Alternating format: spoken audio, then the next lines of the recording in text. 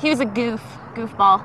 He was just crazy. Like, everything was spontaneous to him, and he's always happy, always trying to make everyone smile. You weren't allowed to have a frown on your face when you were with him. Like, he would just make you laugh.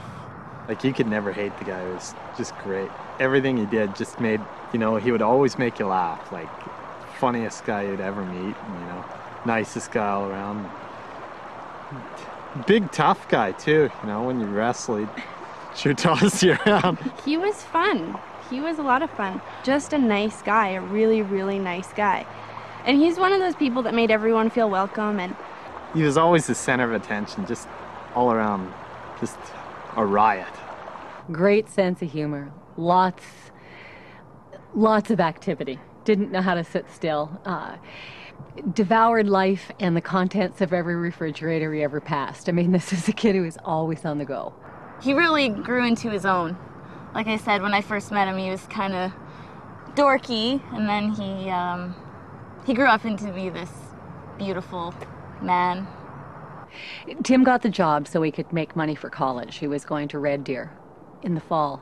He was really excited about the program he was going into, and ecstatic about the job because it was outside, it was manual labor, and that's what he wanted. He wanted something that was going to be getting him into shape, getting him a good tan, making lots of money, and he didn't mind working hard. He had a great work ethic.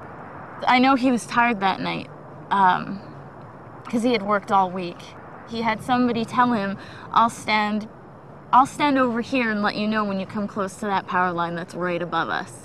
Okay, raise the pole. And he just did what he was told by whoever was supposed to be watching out for him. So he just did it, and I'm sure he thought twice about it, but it was his job. He was supposed to be doing what he was told. He raised the pole, and that was it. And then the doctor came in, and he sat down.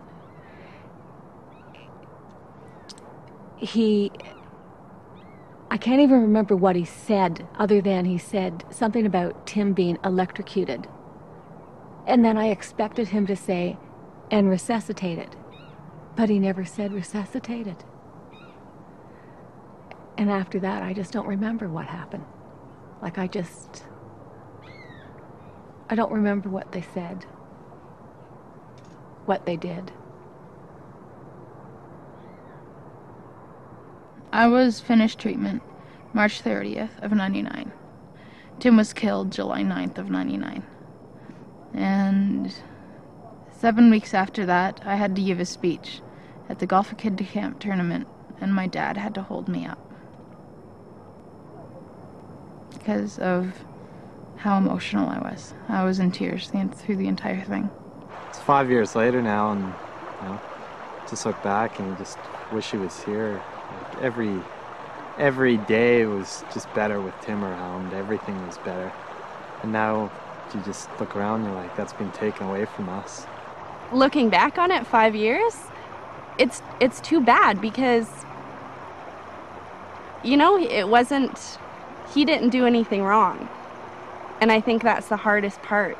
I think that every young person has to recognize that a good paycheck is a fair trade for an honest day's labor. But you cannot trust your employer to watch for your safety.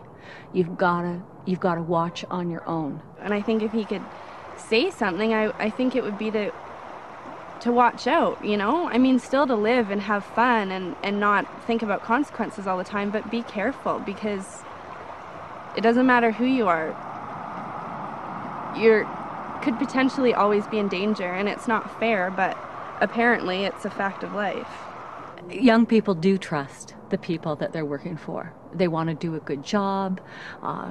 We tell the kids, right? Show up on time, work hard, do a little extra. That's a work ethic, all right?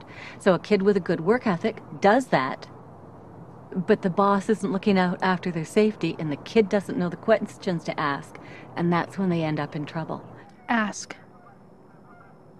And don't lie. Be truthful. Tell your boss, and don't be afraid to say no. Makes you think about a lot of things before you do anything, You gotta really look around before you do anything, really. Like, there's dangers in everything you do, and, you know, you put your trust in some people, and that could just all turn around right in front of you. You could be the next guy. We never in a million years expected Tim to be placed in such a clearly deadly situation. My brother thought he was being safe. He died. It wasn't him that had made the choice. If you're out on a job and you're new to the workforce, okay, ask questions. Find out who your supervisor is. Find out who the next person is. Like, if that supervisor isn't around and you've got a question to ask, who do you go to? Ask your supervisor so that you've got at least 2, if not 3 people that you can go to and ask for help.